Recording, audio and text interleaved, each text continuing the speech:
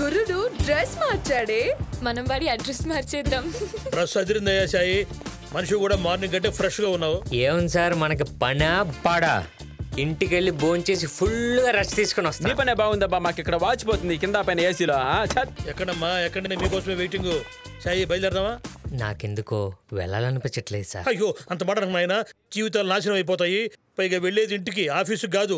మా ఆవిడ చాలా స్ట్రిక్ట్, బాసులకు కాదు. నో ఎక్కునా బండి, వచ్చేటప్పుడు లేటే పోయేటప్పుడు లేటే అందిదా. Sai, if you don't mind నేను ఫ్రంట్ సీట్ లో కూర్చోవచ్చా? షూర్ సార్, మీరు బ్యాక్ విల్ గో.